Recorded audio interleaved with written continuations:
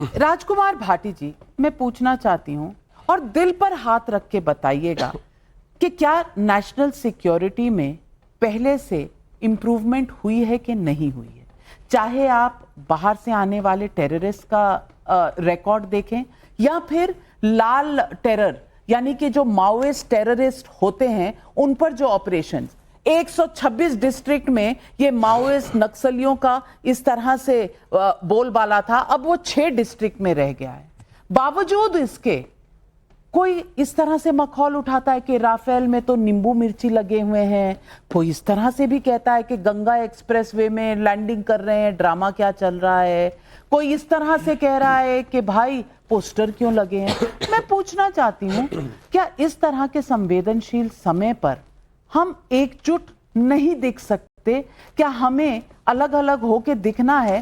पाकिस्तान हमारी तारीफ कर रहा है, आपकी बातें यानी कि विपक्ष की बातें कोट कर रहा है वहां पर, और हम हैं कि लोगों को औजार पर औजार दिए जा रहे हैं। देखिए 22 अप्रैल को पहलगाम में जाएं, सेना पर कोई सवाल किसी को नहीं पूछना चाहिए, ऑपरेशन पर कोई सवाल किसी को नहीं पूछना चाहिए। अगर सरकार कोई राजनीतिक गलती करती है तो विपक्ष को तुरंत सवाल पूछना चाहिए।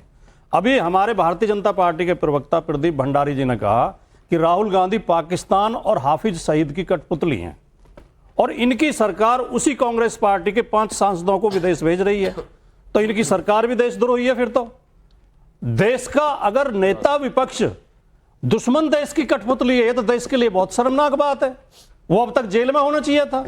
जो भी मुंह में आता कुछ भी कह देते हैं, गैर जिम्मेदारी की बात कह देते हैं। दूसरी बात, जो सरकारी पक्ष के प्रश्न थे वो आपने शुरू में सारे उठा दिए। मैं जो विपक्ष के प्रश्न बनते हैं उन्हें थोड़ा सा उठा देता हूं। पाकिस्तान के प्रश्न भी आपने उठाए, 2 लोगों की, पाकिस्तान के लोगों की बाइट भी दिखाई। इसके अलावा भी मैंने सुना, पीटीआई के सांसद को सुना जो कह रहा था कि हमारी सेना का जब प्रमुख ही गीदड़ है तो सेना शेर की तरह कैसे लड़ेगी। यह पाकिस्तान का विरोधी पार्टी का सांसद कह रहा था, मैंने उसकी वीडियो सुनी। एक पाकिस्तान के बहुत बड़े पत्रकार और व्यंगकार हैं अनवर मकसूद, उनकी मैं एक वीडियो सुन रहा था। वो कह रहे थे पाकिस्तान नमक पैदा करने में दुनिया में दूसरे नंबर पे है, लेकिन नमक हराम पैदा करने में पहले नंबर पे है। मैं केवल इसलिए कोट कर रहा हूं कि आलोचनाएं सब जगह होती हैं। वो तो तानाशाह देश है, वो तो बर्बाद मुल्क है, वहां तो आलोचना की स्पेस है। हमारे देश में आप आलोचना की स्पेस बंद कर देना चाहते हैं। मेरे कुछ प्रश्न है जो सरकार से होने चाहिए विपक्ष की ओर से। मैं बहुत संक्षेप में कहना चाहता हूं, 22 अप्रैल को वहां सुरक्षा क्यों नहीं थी? बहुत आराम के साथ आतंकवादी मार के साफ निकल गए। आज हमारे प्रधानमंत्री अगले ही दिन बिहार में राजनीतिक रैली क्यों कर रहे थे? क्या प्रधानमंत्री को 28 लोगों के मरने का दुख नहीं था? उन्हें 2-4 दिन, 1 सप्ताह शोक में नहीं रहना चाहिए था? वो हंस के मंच पे बात कर रहे थे। आज 1 महीना हो गया, 1 महीने तक भी उन दुष्टों का अता पता क्यों नहीं है? उनकी जानकारी क्यों नहीं है? ट्रंप 8 बार ये क्यों कह चुके हैं कि मैंने धमका के समझौता कराया? मोदी जी की हिम्मत क्यों नहीं है जो ट्रंप का खंडन कर सकें? और जयशंकर ने क्यों कहा कि हमने पहले बता दिया था पाकिस्तान को? और अगर गलती से कह दिया तो जयशंकर ने अपनी बात का खंडन आज तक क्यों नहीं किया है? कर चुके हैं। उन्होंने नहीं किया। उन्होंने नहीं किया। कल किया है, आज किया है, लोगों ने किया। कल किया है, आज किया है, लेकिन आप सुनते नहीं हैं। नवका जी बहुत संक्षेप में, विजय शाह और देवड़ा के बयान पर बीजेपी चुप क्यों है? विजय शाह और देवड़ा के बयान क्या देशद्रोह की श्रेणी में नहीं आते? बीजेपी ने, मोदी जी ने क्यों नहीं बोला एक शब्द? वो दोनों आज तक जेल में होने चाहिए कायदे में। तो हमारे प्रधानमंत्री मैं की भाषा क्यों बोलते हैं? हम क्यों नहीं कहते मैंने ये किया, मोदी ने ये किया, मोदी ये कर देगा, मोदी वो कर देगा? ये अहंकार की भाषा नहीं है। और फौजी वर्दी में मोदी जी के होर्डिंग क्यों लगाए जा रहे हैं? ये सेना का अपमान नहीं है? जवाब देता हूं। बहुत सारे सवाल, प्रदीप भंडारी जवाब। ये अहंकार नहीं, विश्वास की बात है, क्योंकि 26/11 आतंकवादी हमले में के बाद में सेना का भी उतना ही शौर्य था, पर आपने सेना के हाथ बांध दिए थे और शर्मल शेख में जाके देश की सोवरेनिटी को सरेंडर कर दिया था। आपके मनमोहन सिंह जी तो जाके पूरे दुनिया में बोले थे मैं तो बड़ा खुश हूं कि मैंने सेना के हाथ बांधे। पहली बात। दूसरी बात, सुन लो इनके सवाल का जवाब दे रहा हूं। भाई सवाल पूछो,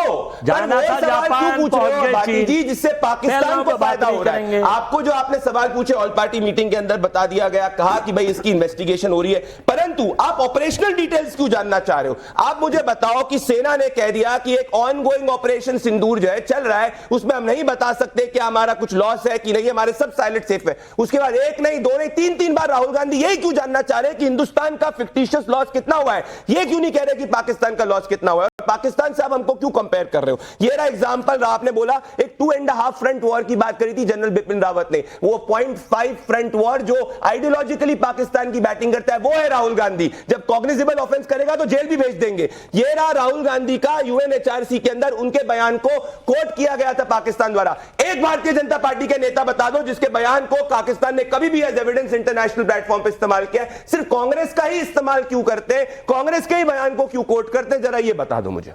मैं अनवर पाशा जी, प्रोफेसर अनवर पाशा, मैं आपसे पूछना चाहती हूं, इस नैरेटिव वॉर में क्या विपक्ष को यह सोचने की दरकार नहीं है कि क्या ऐसा कहें, पूछें, करें जिससे हमारे देश के खिलाफ ही हमारा बयान इस्तेमाल नहीं हो? क्या इतनी रिस्पॉन्सिबिलिटी एक्सपेक्ट करनी सही नहीं है?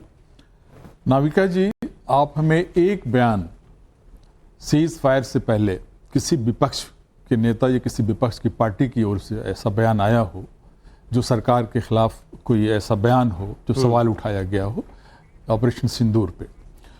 हम सब साथ थे, पूरा विपक्ष साथ था और आज भी हम सब साथ हैं, पूरा देश एक साथ है पाकिस्तान के खिलाफ लड़ने के लिए।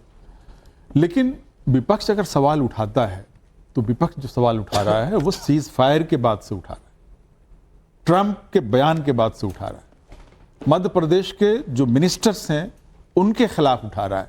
तो ये जो परिस्थिति, ये न कहिए कि हम सवाल उठाते रहें। सवाल हम क्यों उठाते हैं? देश हमारा है, देश की सुरक्षा की जिम्मेदारी हमारी है, हम सबको देश के लिए खड़ा रहना चाहिए, हम सब खड़े हैं। सवाल इसलिए उठाते हैं कि जो कमियां रही हैं हमारी सरकार की तरफ से, जो कोताहियां हुई हैं हमारी सरकार की तरफ से, जो गलतियां हुई हमारी सरकार की तरफ से, उसको करेक्ट किया जाए, आगे उसको रिपीट न किया जाए। ये हमारी जिम्मेदारी है और हम सवाल उठाते रहेंगे, देश हित के लिए सवाल उठाते रहेंगे।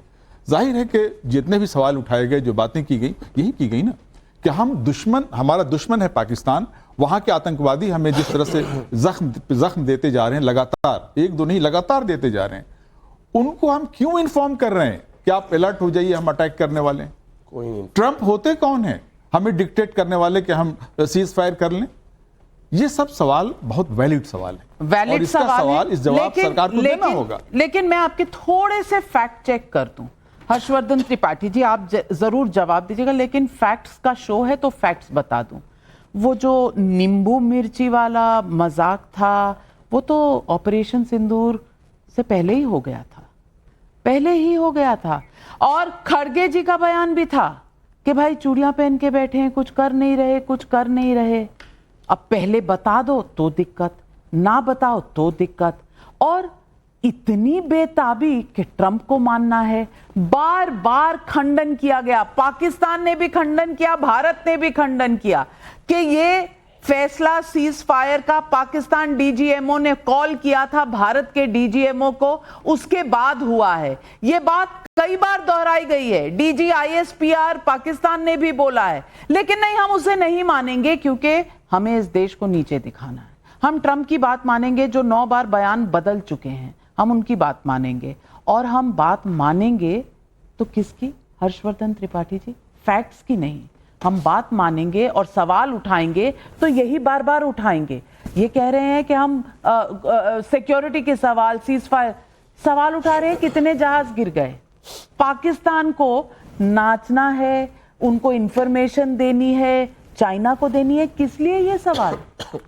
नवका जी, मुझे लगता है कि अनवर पाशा साहब या तो भूल गए थे या अब उनको ध्यान में आ रहा होगा। आपने एक नींबू मिर्ची दिखाई, आपने एक बयान बताया, सिद्धारमैया जी से लेकर तारिक अहमद कर्रा तक और गांधी परिवार के दामाद रॉबर्ट वाड्रा तक क्या क्या बयान पहलगाम के तुरंत बाद आए थे, अगर उसको हम कहेंगे तो हमको भी शर्म आएगी।